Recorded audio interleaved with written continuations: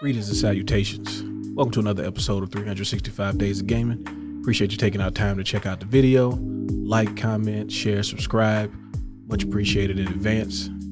Without further ado, let's get into it. I've been on a 90s kick as far as like movies, music, games, and I wanted to highlight a game that does a little bit of both.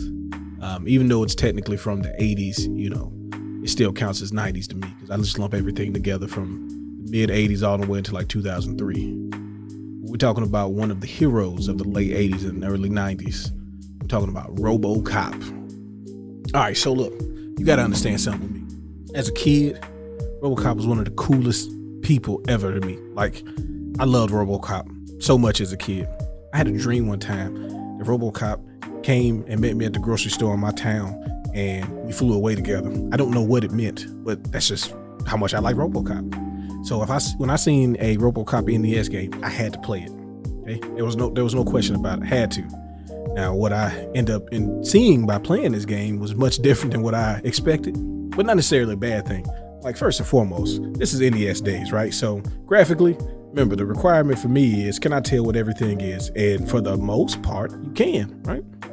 Now, some things they have to take liberties with, because if you remember the original Robocop movie, it's not a bunch of people in the movie, essentially like one main gang and then some other random bad guys. So, they had to embellish a little bit, and we can accept that. That's okay. I will say though, it does struggle control wise, and I didn't remember how bad it controlled, because I just remember, going up and down stairs with no problem at all. And as you can see from the footage there, I had a little problems here and there. It might come up a couple more times, but other than that, what I'm saying, it's the best that you can expect given the current technology and stuff that we had. But I was just really excited because, it's a movie game, and back then, you had a coin flip. Your movie games were either going to be like at least solid or completely awful. And I think personally that this game is as solid as one can expect. Like, to me, it's definitely better than the Terminator games that was for the NES. So like, that was always the big comparison, right? Robocop versus Terminator, and Robocop won in the game department. Now, we're not talking about the arcade version of T2 or anything like that, because that's a legendary arcade game, and it will get its just due soon enough. But I'm talking about NES, right? You compare the two, I feel like Robocop was a better game. Now, the thing about Robocop is there are parts of the game where you can shoot, and there are parts of the game where you can use the gun, but you have to have people using guns first. I don't know why that was a requirement, but that was like the thing, is like they have to break the law with lethal force for you to use lethal force. The bosses, even though you're not going to see all of them, I mean, they all have some sort of trick to them, and you basically have to memorize what you need to do. I forgot this first time, so as you can see, I got cooked, but that's okay. We come back, we try again, and that's the beauty of this game, is whatever level that you die on, all you gotta do is hit continue, and you start back on that level, which is actually not common back then. When we were playing these games, they usually had some sort of password system, because if you didn't use it, it was just basically, start over, try again, unless you knew some kind of cheat code or anything. So it was kind of cool that you can just literally start back from the last level that you lost on. And the levels themselves aren't necessarily that long, so it's not like you're losing a whole lot of progress from starting at the beginning of the level. I can't remember exactly how many levels there are. I didn't want to like cheat and look everything up. I just tried to play it as best I could and give you kind of a a brief gameplay synopsis of the game. But have these little cutscenes in between each level that you go to, not really giving you much more of what's going on, but it's cool that they were trying, and I'm happy for any sort of Robocop content, because I feel like, although the remake wasn't really my jam, I feel like we could be due for some good Robocop action.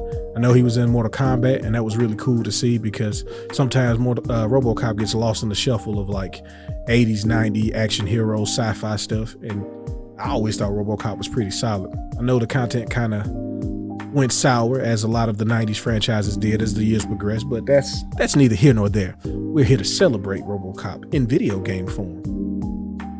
The cool thing about the second level was like these rooms are just distractions, but like the fact that you can go into them, I always thought was cool. Anytime a game lets you explore, I'm always on board for it, even if there's no actual like power-ups or anything in there. Like Ninja Turtles for the NES does the same thing. There's a lot of places that are just in the game, and it's not for any sort of actual purpose other than for you to waste time and possibly lose your life. So you get to the end of this level, you see that there's like a hostage situation, and I'm not gonna lie to you, I tried my best after I realized what was going on, because it's been so long since I played it. I tried my best to beat this level. I did, but I was a little slow on the draw. You know, I was not Robocop like in my precision and accuracy, and me and the hostage both paid the price. And you know, I gave it a couple times, a couple once overs to see if I could make it happen, and I couldn't. So you know, don't judge me. But yeah, as a 90s kid, Robocop was definitely a staple, and this game was something I definitely played and enjoyed. I don't think I beat it, and you know, there's no shame in that. We were all trying our best back then. And some of these games, man, I mean, if you didn't know what to do ahead of time, you just didn't know what to do. You know, the magazines and stuff like that wasn't really standard when we were kids, so you didn't just have the option of finding the information randomly. Like, I didn't even start using the internet until I was like 10 years old and I could go to the library, so never beat this game.